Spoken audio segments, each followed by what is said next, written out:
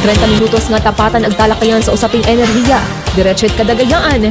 Limog it energy sector hibatian. Atong tawan it kalinawan. Kahayag it impormasyon sa kahanginan arang kadagon. Kaibahan buong pwersa sa Tacnan Electric Cooperative Incorporated. Probinsya, power up. Connect na. Oras na para sa Radyo Kahayag.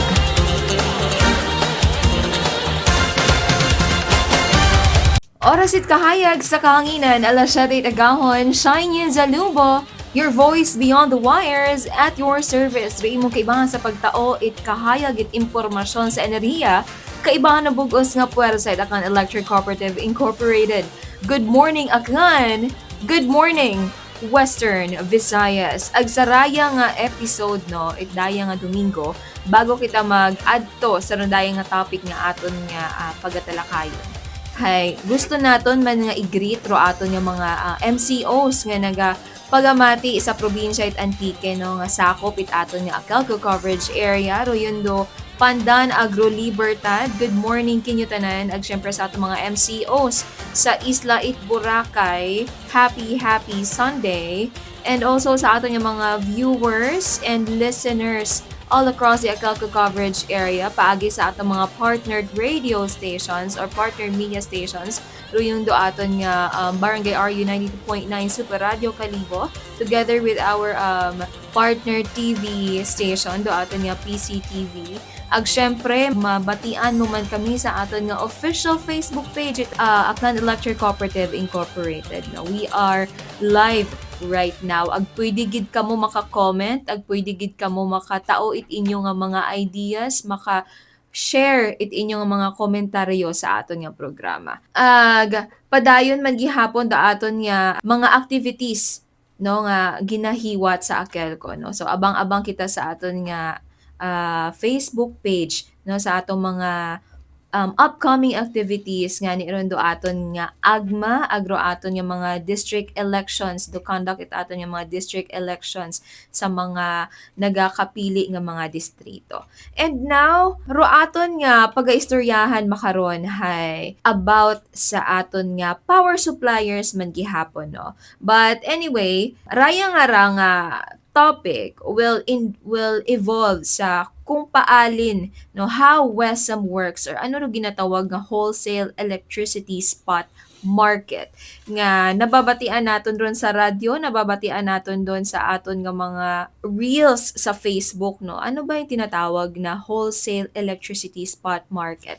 Ag sa ga-discuss itong dahil nga topic, kaibahan naton makaron, no, ro aton nga mga taga Corplan Division, of course, do aton nga energy trader, what iba kundi si Engineer Gab Oreta, and also do aton nga ever supportive nga Corplan Division Manager, si Sir Irma Pataksil. Sir, good morning kinyo tanan. Hi, Michelle. Good morning. Yes, and welcome back, no.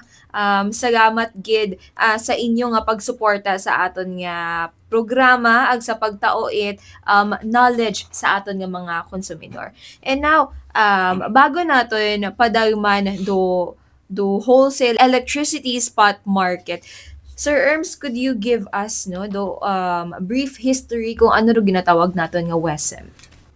Thank you, Mama Shine, no? Just to give lang siguro sa mga listener naton, especially rin mga bagong tubo, preski mo, kung ano gid aro WESM. Dati-dati abi si Akelco or bisan any electric cooperative before nag-start the WESM, randa bing method karon before, ma'am, is mangontrata ka it supply. Mangontrata ka sa generator. Kaya gani, di ba? Kung last weekend, I think si Miss Mega was also here. He Yes. made mention niya about the CSP. CSP. So mangontrata ka firm supply. Ro disadvantage sabi before, ma'am, sa WESM is that pre-WESM, before the WESM, is that kung kugang taray mong supply, kugang tayo nga kontrata, may tendency kating nga putlan kating before ni Transco o ni NGCP. Dahil kugang kat supply kugang kat supply. So pag craft it EPIRA law way back 2001, actually nag-start the WESM in Luzon in 2006.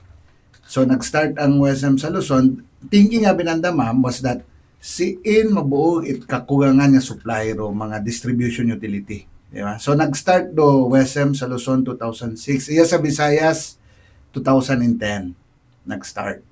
So ro idea behind is kung may kugang nga supply, may kugang nga kakontrata, sin pwede nga magbuo it supply ro sang ka preskaton si Akelco. So doon do idea behind kung ano ro WESM.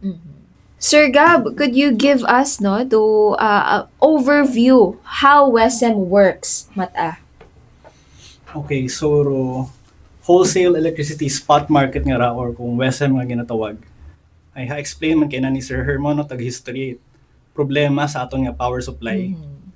Raya bingarahay nga WESM hay imawro matcha venue kung siin kita pwede magbakayot kuryente at kung siin man rumaton ng mga power suppliers ay makabaligya.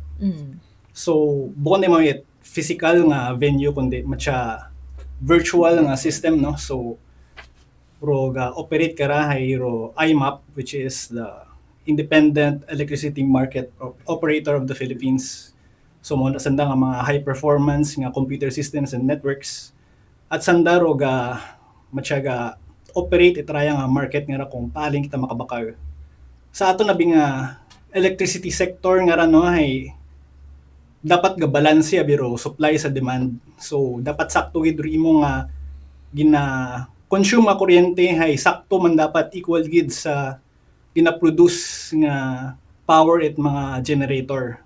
So ha-explain man siguro last week ni Mamega procedure it pang kontrata it mga power supply si Akelco bilang distribution utility hay ga-contract man mo it power supply sa mga planta. Kasalang raya binang mga kontrata nga rahay long-term contracts nga may fixed nga fixed amount of energy or demand depende sa kontrata. So not all the time hay sakto raton nga magiging consumption at not all the time man hay kaya naton nga ma-settle raya nga mga balancing ra kung may kuwang or sobra. So kat na establish raya nga WESM nga ra hay sa mga times nga kuwang raton nga energy sa kontrata dahil abo raton nga gina-consume hay may venue kita para makapagbakayit kuryente nga ra. At sa rare cases man nga kung sobra raton nga contracted amount kasi kontrata naton dai fiction ni mao pwede man naton na mabaligya sa WESM. So purpose it aton nga wholesale electricity spot market. Alright. So Sir Gab, paali nato na ginatukoy sa WESM do presyo it kuryente no every day or paano naton imo natutukoy? Okay, very good question.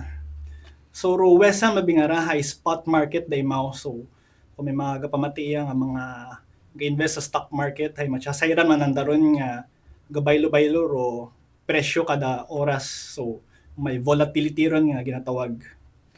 Sistema abit WESM nga ra and sa pag-dispatch it mga planta in general hay anda nga gin-establish ka ra hay least cost manner. So may ginatawag sa nga merit order nga principle nga pinakabarato nga mga planta yun una nga nadi-dispatch.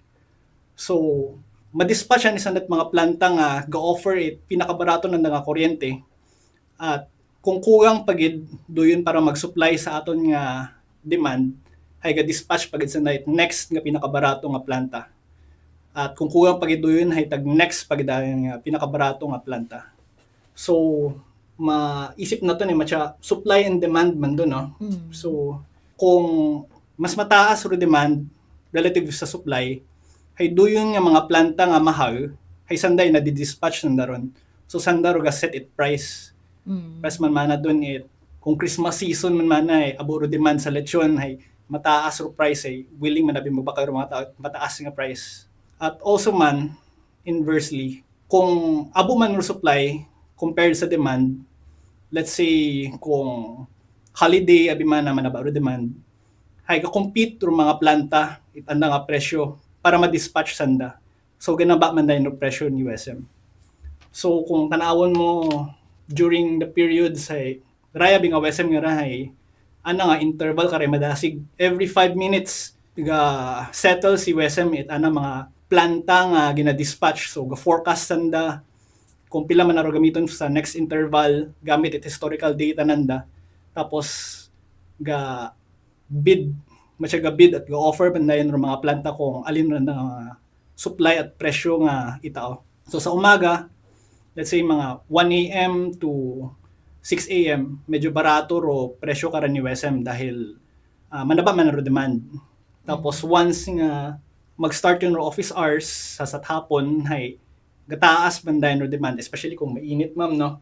Abong gagamit it aircon, medyo mataas man ro presyo karon ni WSM.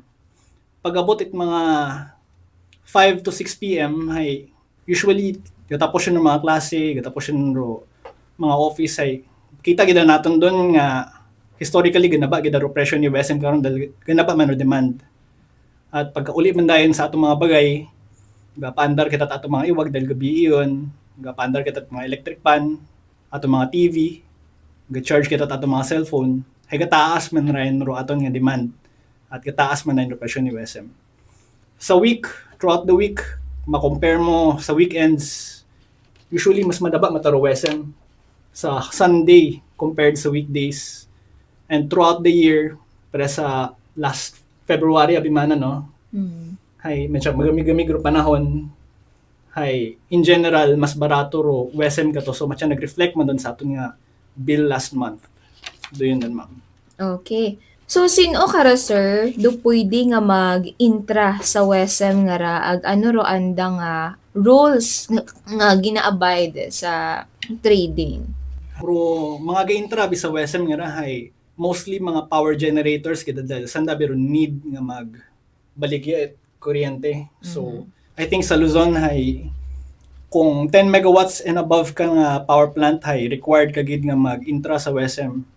Iya sa Visayas and Mindanao hay 5 megawatts. So sanda need gid na nanda nga mag-intra sa WSM kara dahil need man na biron sanda nga magtao it supply sa aton nga unified grid dahil connected yun aton nga Luzon, Visayas and Mindanao nga grids. Sa side man dayon it mga consumers ay kita nga mga consumers ay represented kita it mga distribution utilities. So mga electric cooperatives like Akelco or private distribution utilities like Meralco.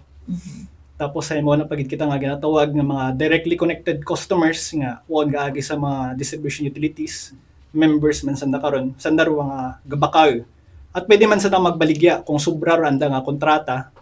Kay pwede man anda mabaligya anda nga excess nga contracted nga amount. Pero ga-operate matarayan kara it raya nga WSM hay si IEMAP sanda ro ga bantay it raya nga interval at ro monthly settlement it mga prices dahil kita gabayad ito kita kay IEMAP kay Independent Electricity Market Operator of the Philippines at sanda man dayon ro ga make sure nga tanan-tanan nga mga generator hay hababayaran man sa anda mga ginproduce nga kuryente. Siguro ga mga ga oversee man dayon karon ni si ERC, si Energy Regulatory Commission hay sanda mga gaset it mga price cap agud hindi man pwede nga masyadong mahal o magiging presyo sa WSM, so may mga price cap sanda nga ginaset at mga iba't ibang ways nga makontrol ro presyo at kuryente kung may mga force majeure events or extraordinary cases nga hindi usually nga ma-handle it system. Daya siguro man do makatao it sabat sa aton yung mga consumer, do mga complaints sa aton yung consumer no nga mataas yung matamana ro inyo nga presyo at kuryente. Mataas yung mata sa makaraya.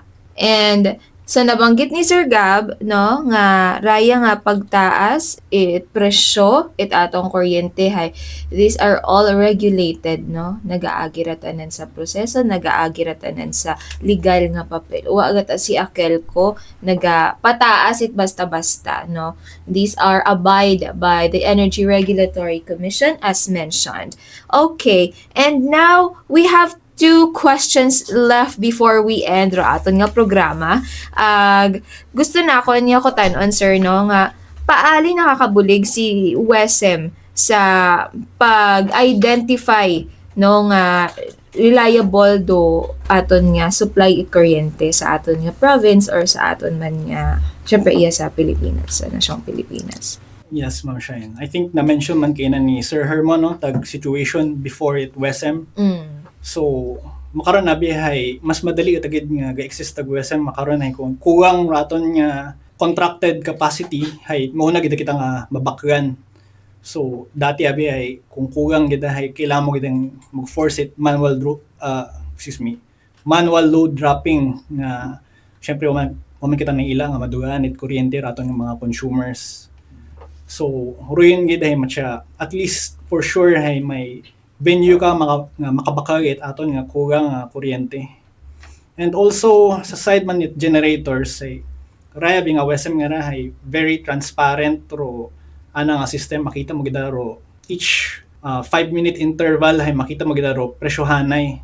So maskin let's say private investor ka, kung makita mo ro WESM at makita mo nga may demand at may venue man nga makabalig ka kat kuryente, hay mas madali kimo nga magpatindog it planta dahil sure ka nga may makabakit imo nga kuryente nga ginaproduce, especially kung hasayran mo matabi nga barato matabi mo nga maproduce nga kuryente ay mauna ka bating bagay dispatch. So pabor doon katon dahil mas nag-open up to investors ro aton nga generation sector. At doon ay matcha real-time balancing gidabi mao. So aside from the transparency hay matcha mas na-ensure ni system nga may mga planta nga kayang mag-cover it aton nga kakuwangan not only as a distribution utility pero sa grid man mismo. So mas nagiging stable ro aton nga grid. And now for the last question, Sir Gab, no? Ano ro epekto it paghugag it presyo sa WESM sa aton nga pagsingilit kuryente sa atong mga consumers? Tag WESM price ay significant factor man siguro maura sa aton nga consumer bill. Di ba mo na kita nga generation, transmission, and distribution. Yes. Kita kay akel ko hay wa matagabaylo raton nga charge. So sa distribution nga side. So roma mabaho usually nga gabaylo it presyo hay sa generation.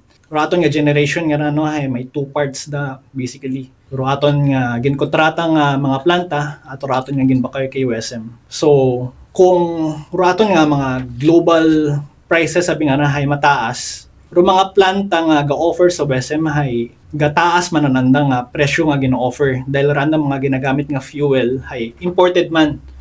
So pares makaron nga may mga crisis sa Middle East nga supplier it mga crudo, mga moron hay gataas man anda nga presyo nga ginabakay sa commodities nanda nga market. At in effect gataas man ang presyo sa WESM. So a few years ago during the start it Russian-Ukraine conflict hay akita man naton doon nga maskin coal ay nagtaas ro presyo, hakita man naton iyaron sa WESM nga nag-affect man sa anda nga presyo. And also hay may mga factors pag kita karon nga ibang internal man. So let's say sa aton nga grid ay abong planta nga offline dahil may preventive maintenance anda or may problema, hay ka-affect man nun sa anda aton nga supply nga available. So gataas man ro presyo. So part imaura it aton nga generation charge ro WESM. So very important gid nga mag-conduct kita it aton nga bidding process para magkontrata sa planta which is our CSP nga explain last week ni Attorney Mega. Important gid na good mas stable ro aton nga presyo it kuryente. So that ends our episode for this morning, no? So uman-uman, abo gid nga salamat kimo Engineer Gab and of course kay Sir Ermo sa sa inyo nga partisipasyon sa rondaya nga episode naton, no? Aghatawaan gid naton it enlightenment ag nagakaigo nga sabat ro ato mga konsumidor sa anda nga ra mga FAQs ag sa aton man doon nga pagdugang it knowledge public knowledge para sa atong MCOs. Dahil nga ni no, importante abe katon nga mga konsumidor nga empowered kita it mga impormasyon nga ra nga Kung siin, buko niya mang it nababatian ninyo sanda sa radyo, nababatian nyo rayang mga panumdum namon sa radyo, nakikita nyo sa social media, raya nga paagit among nga radyo kahayag. Para tauan, gid naton do it mga nagakaigo nga sabat, ag nagakaigo nga eksplanasyon do inyo nga mga pangutana. Alright, and time is up for this Sunday, no? Sa uman-uman, abugid nga salamat kinyo tanan sa pagpamati ag pagsubaybay sa aton nga Radyo Kahayag. And it's time for me to say goodbye. Once again, probinsya, power up, connect na, oras na para sa Radyo Kahayag. Good morning! 30 minutos nga tapatan ag talakayan sa usaping enerhiya. Diretso't kadagayaan. Limog it energy sector hibatian. Atong tauan it kalinawan. Kahayag it impormasyon sa kahanginan arang kadagon. Kaibahan buong pwersa at Aklan Electric Cooperative Incorporated. Probinsya, power up, connect na, oras na para sa Radyo Kahayag.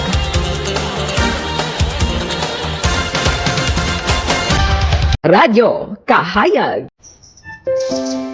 Ngayong buwan ng kababaihan, ating ipagdiwa ang kagandahan, lakas at natatanging kakayahan ng bawat Filipina. Maging sino man ang nais niyang maging, may karapatan kang hubugin ang kanyang kapalaran. Ngayong taon, kaisa tayo sa panawagan ng Philippine Commission on Women, We for Gender Equality and Inclusive Society. Tulad ng mga babaylan noong unang panahon, matapang, matalino at leader ng komunidad. Ipinapaalala sa atin na ang lakas ng kababaihan ay matagal ng bahagi ng ating kasaysayan. Ibandera ang iyong pagka-Filipina. This March, bigyang daan ang kababaihan at sama-sama nating itaguyod ang pagkakapantay-pantay. Mula sa Akelco, Happy Women's Month.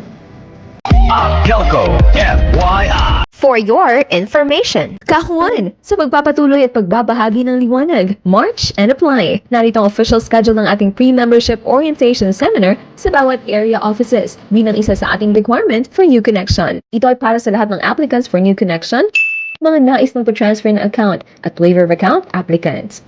I-check ang PMOS schedule for morning and afternoon sessions sa ating official Facebook page para guided ka. Start your year bright and connected with Akelco. For inquiries, share, save, and dial our helpline numbers 144 and 0907-422-3629. Laging tandaan, connect with a heart. Akelco FYI. For your information, ang buwan ng Marso ay nakatala bilang isa sa mga pinakamainit na buwan sa buong taon. Kaya naman, safety first. Siguraduhin maayos sa mga cabinet appliances na ginagamit. Iwasan ang pag-overload ng sagsakan at extension cord.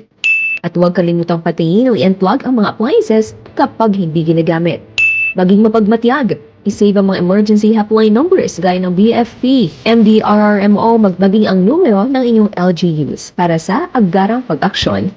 Sa panahon ng matinding init, maging maingat at responsable sa paggamit ng kuryente. Para sa ating line concerns, share, save, and dial our helpline numbers 144 or 0907-422-3629. Lagi tandaan, stay safe, kahuan. Akelco FYI. For your information. To remember the bravery and sacrifice of our local heroes, the 19 martyrs of Aklan, their courage lives on in every Aklanis heart and in every step towards progress.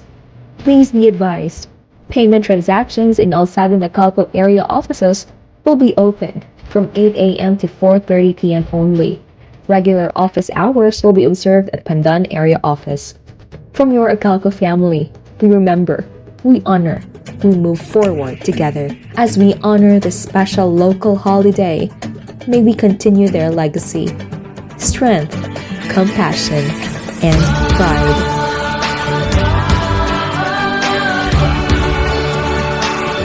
Radyo Kahayag.